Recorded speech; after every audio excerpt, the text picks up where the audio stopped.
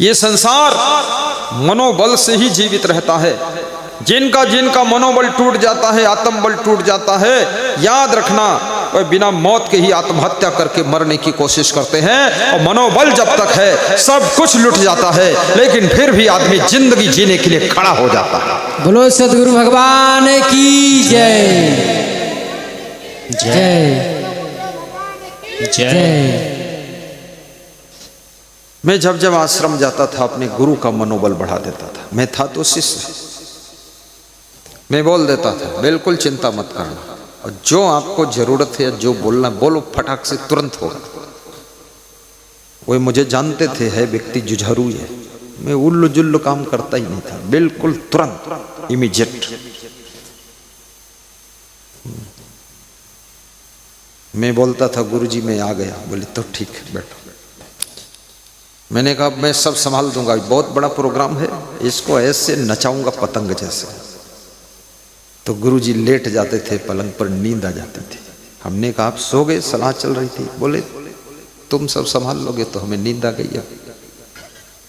तुम्हारे माँ बाप को यदि नींद नहीं आ रही है, सास ससुर को नींद नहीं आ रही है, पति को नींद नहीं आ रही है, पत्नी को नींद नहीं आ रही है, तो कृपया आपके अंदर आपके द्वारा कोई कमी जरूर चल रही है, जिसके कारण उनका मन चिंता में जलता रहता है, निश्चिंत नहीं हो पाता है। सारे बोझा को अपने ऊपर ले लो, ये बोझा तुम्हारे लिए पूजा बन जाएगा और उनके लिए सुख का दिन आ जाएगा। तुम्हारे होते हुए अगर माता पिता चिंतित है, भाई चिंतित है, पत्नी चिंतित है, पति चिंतित है, धिक्कार है। ऐसे कार्य क्यों कर रहे हो? निश्चिंत कर दो। जो दूसरों को निश्चिंत करे वो भगवान का ही रूप होता है। दूसरों को चिंता की अग्नि में ढकेल दे वो शैतान का रूप होता है। दूसरों की चिंता को बांट लीजिए, छीन लीजिए, निश्चिंत कर दीजिए और हंसने का मौका दीजिए। तुम्हारे अंदर इतनी सामर्थ्य है, आपन तेज समारोह आपे, तीनों लोग हाँकते कांपे। आप अपनी शक्ति का सदुपयोग ही नहीं कर पा रहे हैं, अज्ञानता के अंधकार में भटक रहे हैं। आप अपने शरीर की शक्ति, मन की शक्ति, बुद्धि की शक्ति को देखिए, कितनी ताकत है आपके अंदर। तुम वही हो जो किसी जन्म में तुमने प्रधानमंत्री बनकर के देश की कमान संभाली है। तुम वही हो जो मुख्यमंत्री बनकर तुमने प्रदेश को संभाला है। तुम वही हो नगर पालिका अध्यक्ष बनकर के पूरे शहर को संभाला है। आज तुमसे एक छोटी सी फैमिली नहीं संभल रही है। अपनी तेज शक्ति को याद करो और सब कुछ संभल जाएगा।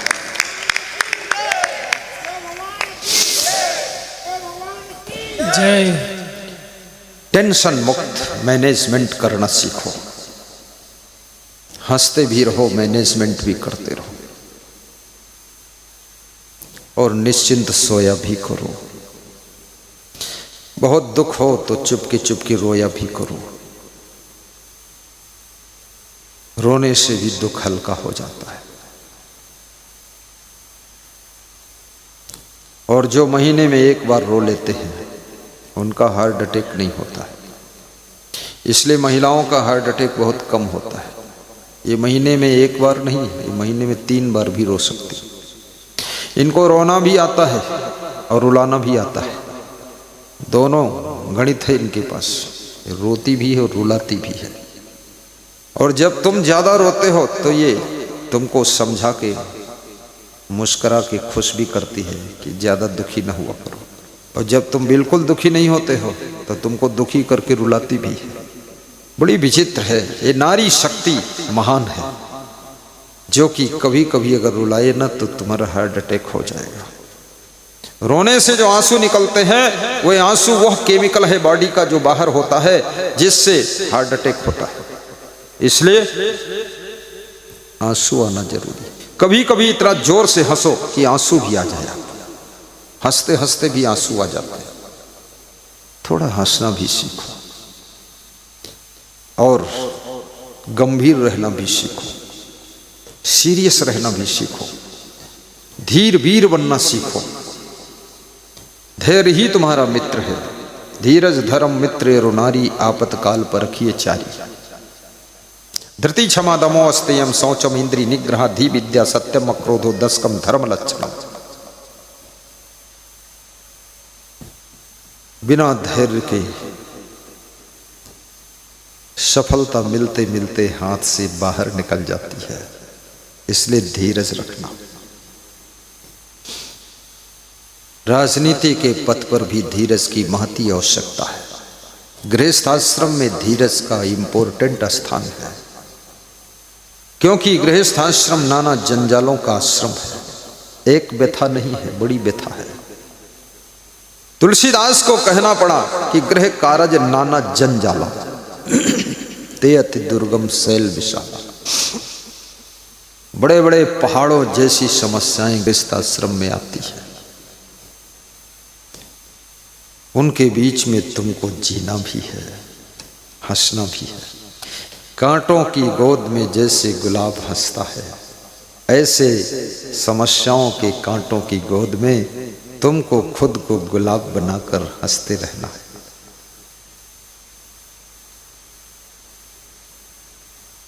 भगवान कृष्ण हंसते रहते थे, भगवान राम मुस्कुरा कर जीवन जीते थे। राम को जोश बहुत कम आता था। जोश उनको तभी आया है जब लोगों ने बहुत परेशान किया। जब खरदूषण लड़ने के लिए युद्ध सेना तैयार करके आ गए, युद्ध शुरू हो गया, तब भगवान जोश में आते। तब धनुष पर बाण रखकर टंकार भरते। जहां समझते हैं लक्ष्मण फेल हो जाएगा, वहां वे खुद ही खड़े होते। याद रखना, जो कार्य तुमसे ही संभव है उसको तुम ही करो, दूसरों को मत करने दो, अन्यथा बिगड़ेगा। जब भगवान ने सोचा कि ये समुद्र कहना नहीं मान रहा है, तो यहां लक्ष्मण सफल हो सकता है, तो लक्ष्मण को इशारा दिया। लक्ष्मण ने धनुष पर बाण चढ़ाकर अग्नि बाण मारा। समुद्र के अंदर आग लग गई। समुद्र देवता सोने की थाल में आरती सजा कर आए, क्षमा मांगा और मुस्कुरा कर कहा, प्रभु आरती करूंगा आपकी। भगवान ने कहा कि 60 सन विनय कुटिल सन प्रीति। दुष्ट से विनय करो, दुष्ट के हाथ जोड़ो, पांव छुओ, वो नहीं मानेगा। 60 सन विनय कुटिल सन प्रीति, और कपटी है उससे प्रेम करो, समझ लो ठीक हो जाएगा। अरे ऐसा कपट करेगा कि तुम संभल ही नहीं पाओगे। 60 सन विनय कुटिल सन प्रीति, सहज कृपन सन सुंदर नीति। सहज कृपन सन सुंदर नीति। ममता रत सन ज्ञान कहानी, अति लोभी सन विरति बखानी। बहुत लोभी आदमी को वैराग्य सिखाओ, उसके कुछ पल्ले नहीं पड़ेगा।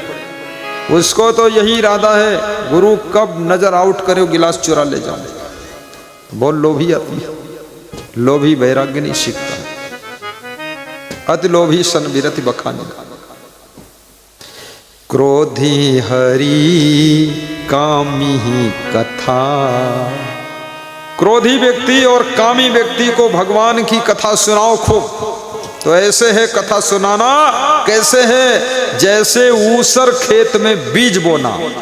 ऊसर खेत में बीज बो, यूरिया डालो, डीएपी डालो, खूब पानी लगाओ, ट्रैक्टर चलाओ, उसमें बीज उगेगा ही नहीं, अंकुर होगा ही नहीं, फसल आएगी ही नहीं। ऐसे ही वो कामी क्रोधी का हृदय जो है ऊसर खेत है, उसमें कितना ही तुम कथा सुनाओ खूब, राम कथा, शिव कथा, कृष्ण कथा, ये कथा, वो कथा, लेकिन वो ऊसर है, उसमें कोई असर नहीं पड़ेगा। ऊसर में कहीं असर पड़ता है? ऊसर ये धमधूसर।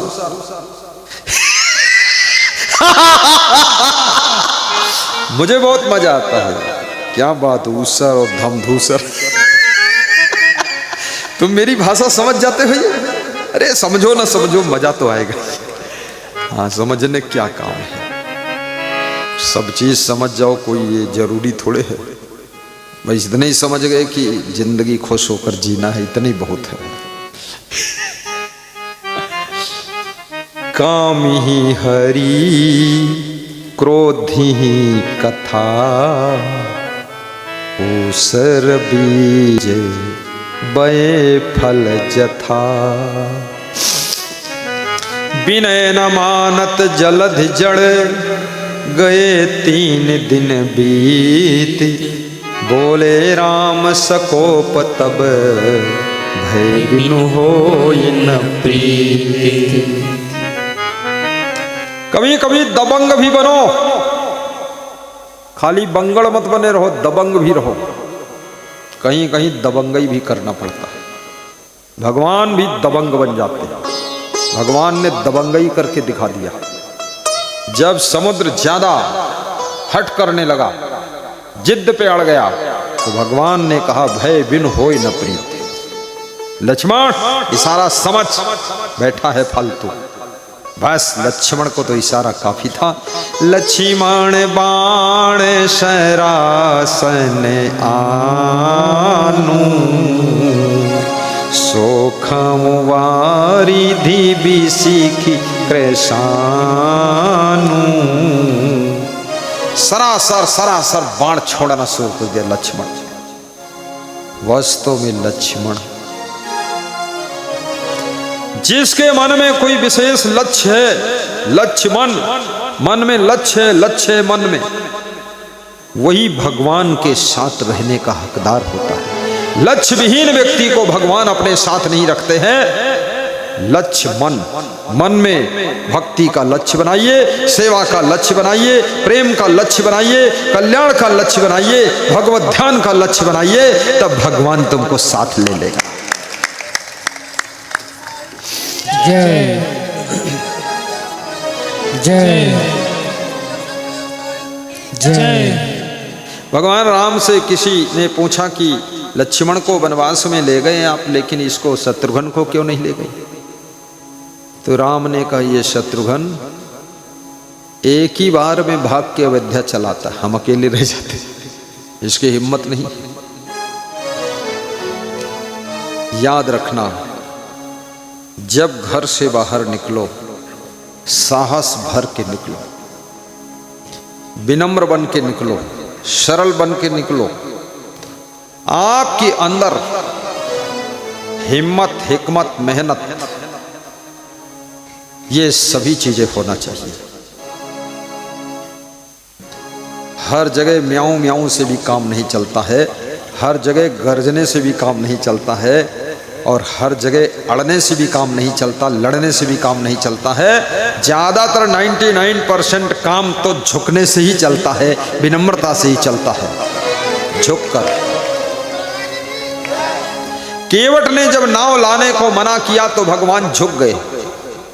केवट से कभी अड़ना मत, लड़ना मत, क्योंकि केवट यानी केवट मल्लाह जब बीच धार में पहुंचेगा तब बदला लेगा वो। तो भगवान भी समझ गए यहां ठंडे रहना ही ठीक है। भगवान ने समझा दिया है कि नाविक से कभी लड़ना मत, ड्राइवर से कभी ज्यादा तकरार मत करना। ड्राइवर को प्रेम रखो, नहीं तो जरा से स्टीयरिंग घुमा देगा ना, वो चंदन के पेड़ में टकरा देगा। इसलिए चंदन को बंधन करते रहो, अभिनंदन करते रहो। खड़ा क्यों नहीं होता मेरा चंदन? ये देखो। जय जय जय हो। चंदन नाना खेड़ी के निवासी, दोनों भाइयों में आपस में प्रगाढ़ प्रेम है।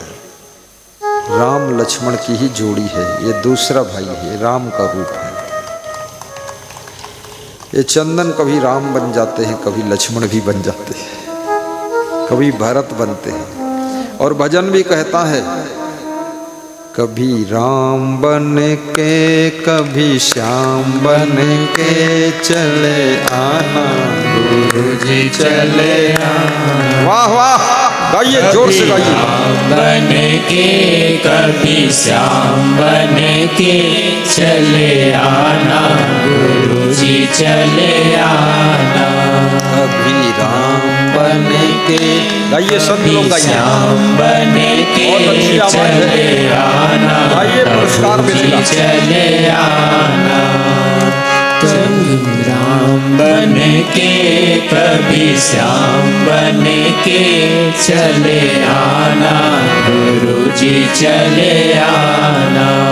तुम राम रूप में आना, तुम राम रूप में आना।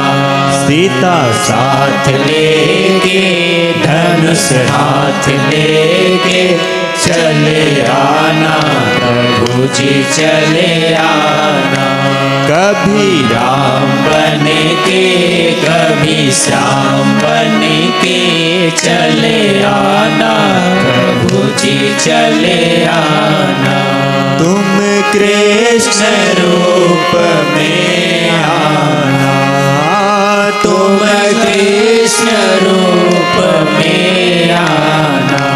राधा साथ लेके मुरली हाथ लेके चले आना प्रभु जी चले आना। कभी राम बन के कभी श्याम बन के चले आना प्रभु जी चले आना। तुम विष्णु रूप में आना, तुम विष्णु रूप में आना।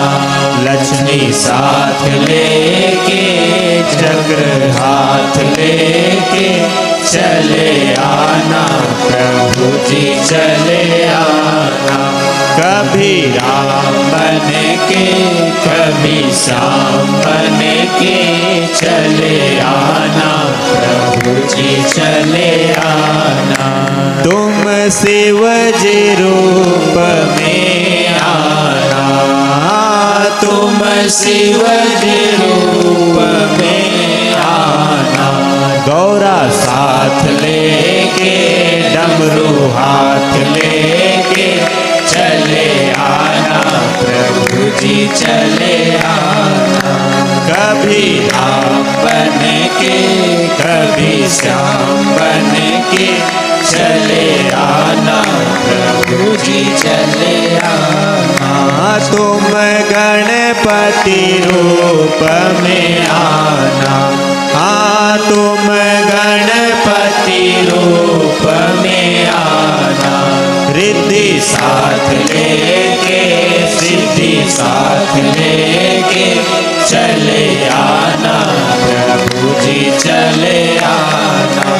सुख करता बन के सुख हरता बन के चले आना गुरु जी चले आना। तुम क्षमा रूप में आना, हाँ तुम क्षमा रूप में आना। ज्ञान साथ लेके ध्यान साथ लेके चले आना गुरु जी चले आना। कभी राम बन के कभी श्याम बन के चले आना प्रभु जी चले आना।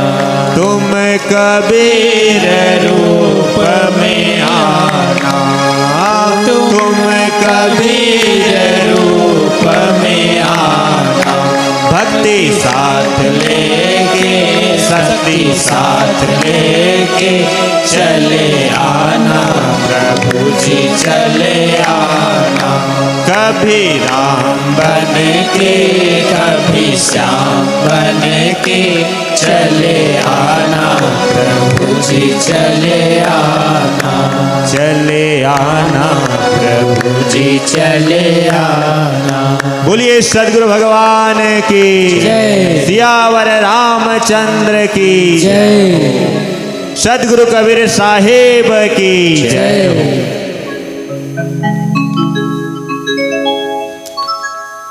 गायक संतों को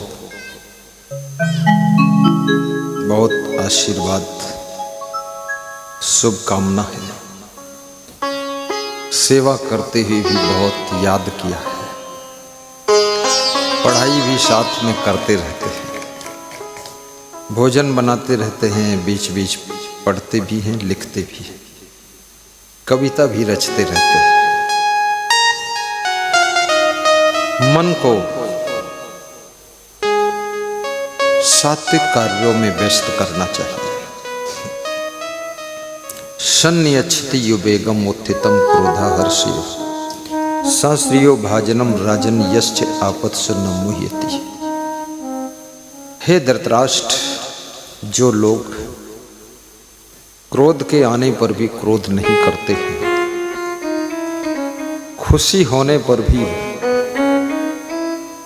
खुशी को बहुत जाहिर नहीं करते, चुपचाप खुशी को पचा लेते हैं, चुपचाप क्रोध की अग्नि को बुझा लेते हैं, मन को भीतर भीतर मार लेते हैं।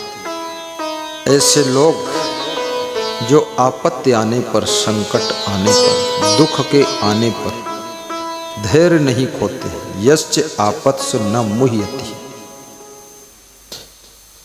कष्ट आ गया, आपत्ति आ गई, बीमारी आ गई, दुर्घटना हो गई, नुकसान हो गया, फसल डूब गई, खराब हो गई, लेकिन फिर भी जो विचलित नहीं होते, जिनका धैर्य स्थिर रहता है, डगमग नहीं होता है, वे लोग राज्य और लक्ष्मी के अधिकारी बनते हैं। राज्य और लक्ष्मी के अधिकारी बनते हैं, उन्हीं को राज पद मिलता है। यदि तुम राजनीति करते हो, तुम्हारी पार्टी में कभी तुमको टिकट ना मिले, विचलित ना होना, धैर्य रखना, पार्टी की सेवा करते रहिए, देश सेवा करते रहिए, प्लेटफार्म पर खड़े रहो, कभी न कभी तुम्हारी ट्रेन भी आएगी, कभी आपको मौका मिले। और विचलित हो जाओगे, पार्टी छोड़ दोगे, धैर्य टूट जाएगा, दूसरी पार्टी में जाओगे। जिस पार्टी की 20 साल तक तुमने बुराई किया है, उस पार्टी में जाकर तुम बेशर्मी के साथ में टाइम गुजारोगे। वो लोग भी जानते हैं यही है, मेरी निंदा बहुत करता था, अब यहाँ आया है, ये न्योला उस घर को तो बर्बाद कर दिया, अभी इस घर में घुसा है, तुम्हारी वहाँ वक़्त नहीं होगी, फिर तुम उस पार्टी को फिर छोड़कर भागोगे। जिसकी इज्जत अपने घर में नहीं है, उसकी इज्जत दूसरे के घर में जाकर बैठने से भी हो नहीं सकती है। इसलिए अपने घर की कम इज्जत भी बहुत बड़ी इज्जत मानी जाती है। अपना घर तो अपना घर है, अपना घर कैसा भी हो, लेकिन वहाँ स्वतंत्रता और अधिकार दो चीजें होती हैं।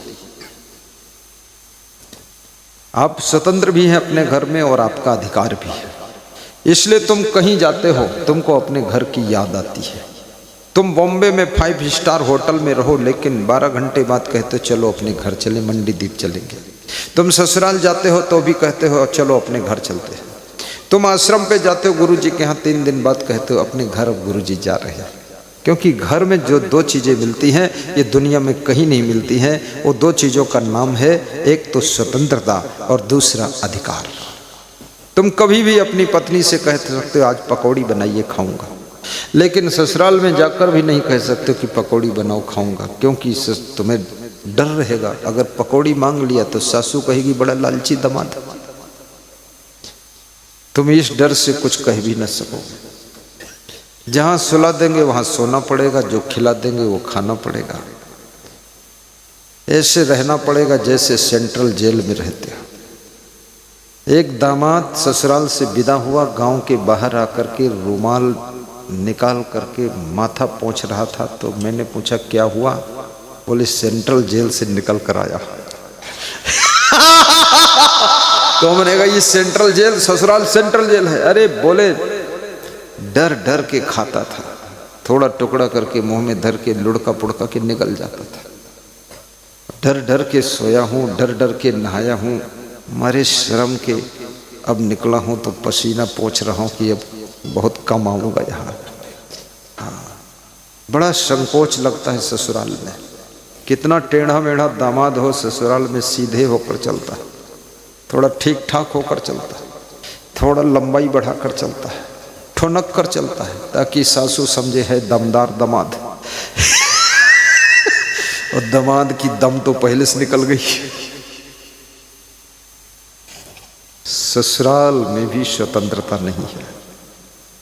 अपना घर तो अपना घर है। तुम्हारा कितना बड़ा घर हो, लेकिन तुम्हारे घर में जब चिड़िया आती है तो उस घर के भीतर अपना घर बनाती है। चींटी भी तुम्हारे घर के भीतर अपना घर गड्ढा निकाल कर बनाती है। तुम्हारे घर में रहकर उसको भय लगता है। जब वो चिड़िया अपना घर बना लेती है तो उस घोंसले में उसको भरोसा है, ये मेरा, इतना इतना मेरा, मैं इसमें आराम से अपने में रहूंगी।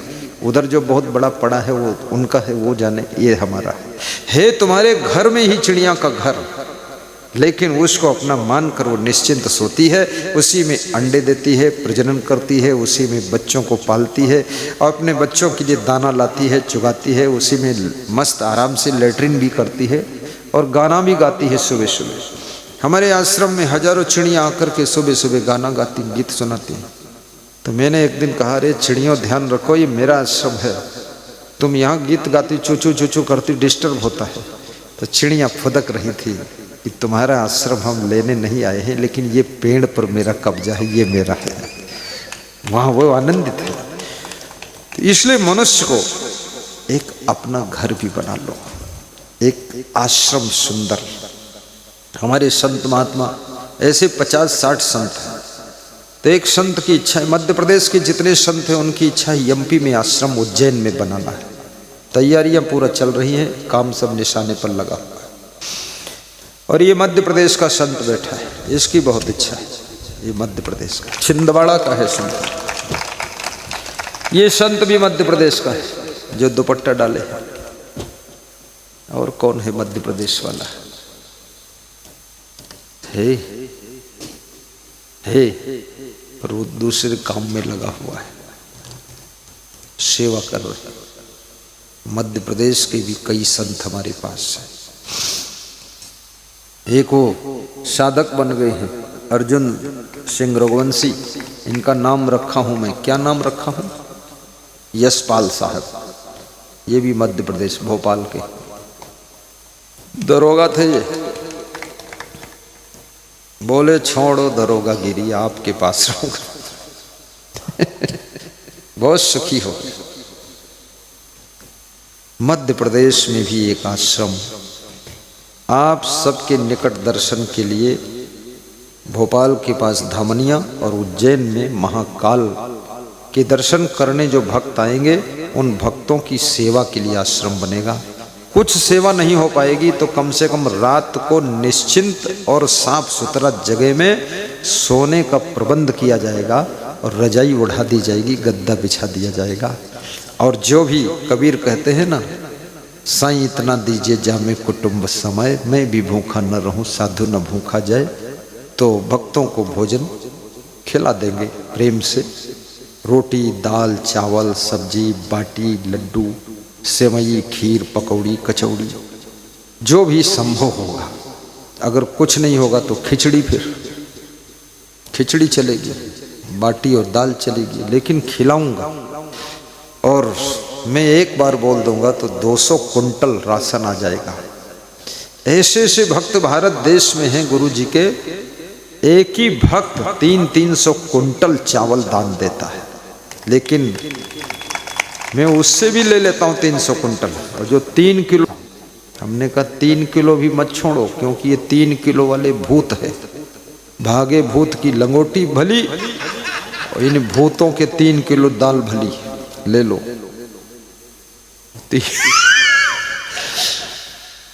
क्योंकि बड़ा दानी मिल जाए तो छोटे दानी को भी अवसर देना चाहिए। और गुरु जी को अपने लिए तो जरूरत नहीं है ज्यादा कुछ, क्योंकि मेरे पास में बहुत ज़्यादा कोई खर्चा वर्चा नहीं। चाय मैं पीता नहीं, काफ़ी पीता नहीं, बवाल कुछ करता नहीं, घूमने कहीं जाता नहीं, देखने कुछ मन है ही नहीं, और ना तो चटपट फटपट खाने का कोई इच्छा है, ना खाता हूँ। ये सब मूंगफली चबाना ये भी नहीं, झंझट में नहीं पड़ता मैं। मेरा तो सिर्फ रोटी दाल और सब्जी, ये 3 आहार फिट है। और 3 आहार करने वाला, याद रखना, बुद्धिमान भी बनता है। जो ज़्यादा ये सब कचर पचर खाएगा, कचौरी बनोगे कचरा गंज करोगे, कचौरी नहीं खाना। तुम खा लो क्योंकि तुमको ज्यादा बुद्धि का काम भी नहीं है, तुम तो कचौरी खाओ कचरूमल बनो। लेकिन हम जैसे संत को ये सब बहुत ज्यादा नहीं खाना चाहिए। अभी हमारे साथ में ये सज्जन पाल कहाँ गए?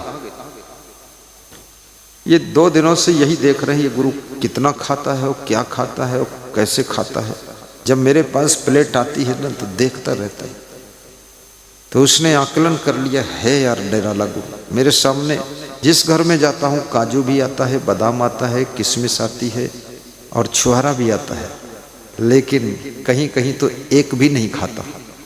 क्या खाता हूँ? अमरूद खा लेता हूँ, जामफल वो खा लेता हूँ, बाकी सब सबके सामने बढ़ा देता हूँ। कल राम प्रसाद जी के यहाँ सब कुछ आया, आज रामगोपाल रेंजर साहब के सब कुछ आया, क्योंकि गुरु मतलब क्या है? मेरा जीवन बहुत त्याग तप का जीवन है, मन इंद्रियों को पूर्ण बस में रखने का जीवन है। वे चीजें कभी खाना नहीं है जो तपस्या में दखल डाल देती है। वे चीजें कभी नहीं खाना है जो संयम नियम में डिस्टर्ब करती है। वे चीजें कभी छूना भी नहीं है, देखना भी नहीं है जिससे मन डिस्टर्ब होता है। और उन चीजों को सुनना भी नहीं है, वो गाना नहीं सुनना, गीत नहीं सुनना, वो पढ़ना भी नहीं है, देखना भी नहीं है जिससे मन मचलता है। वही चीजें पढ़ना है, वही देखना है जिससे मन मंदिर बन जाता है, दिल देवालय बन जाता है, तन तीर्थ बन जाता है, कर्म ही धर्म बन जाता है और वाणी अमृत वाणी बन जाती है और दृष्टि कृपा दृष्टि बन जाती है। बोलो सद्गुरुदेव की जय जय जय।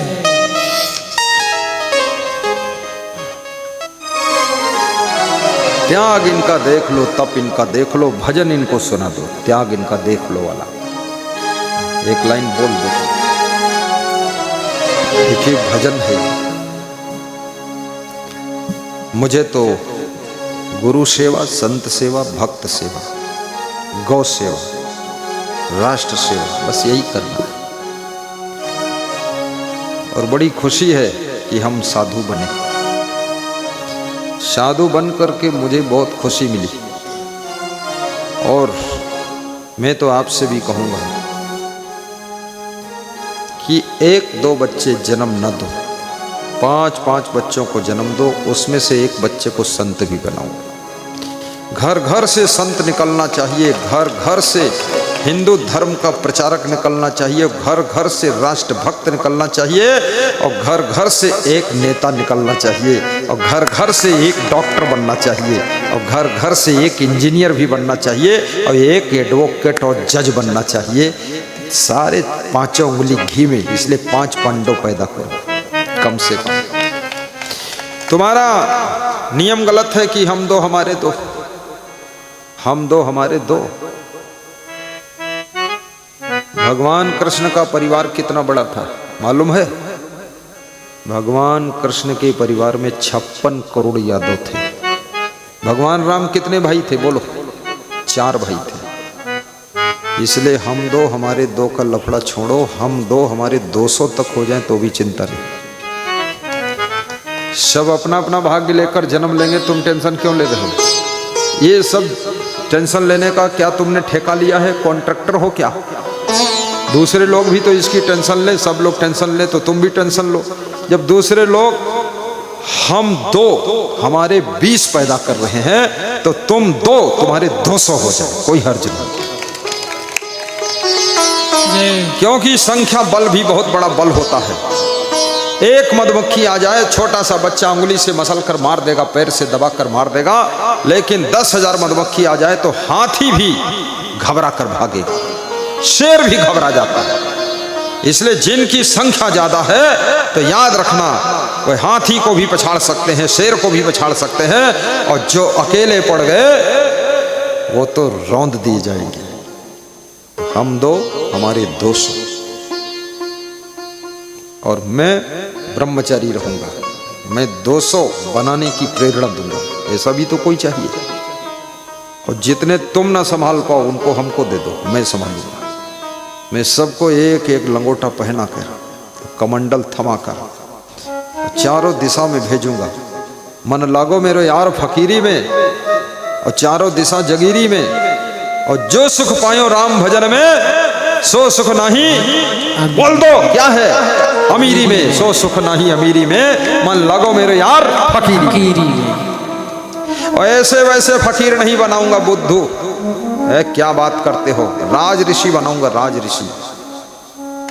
तुम्हारा बेटा अच्छी गाड़ी में चलेगा, एरोप्लेन में उड़ेगा, ऐसे भवन में रहेगा, आनंद में रहेगा। तुम्हारा बेटा बहुत अच्छा भोजन भी करेगा। हमारे पास में कोई दुख नहीं।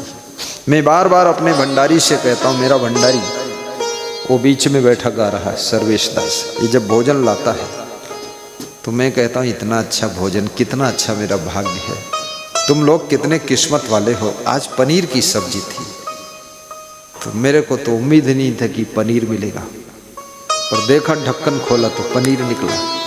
तो हमने कहा धन्य है ये आयोजक जो पनीर ले आए। संत लोग तुम भी किस्मत वाले हो, कहीं पनीर, कहीं बैंगन, कहीं आलू, कहीं टमाटर, कहीं गोभी, कहीं फूल गोभी, पत्ता गोभी, कहीं लौकी तुमड़ी और कहीं गंजी खोपड़ी खाते रहो।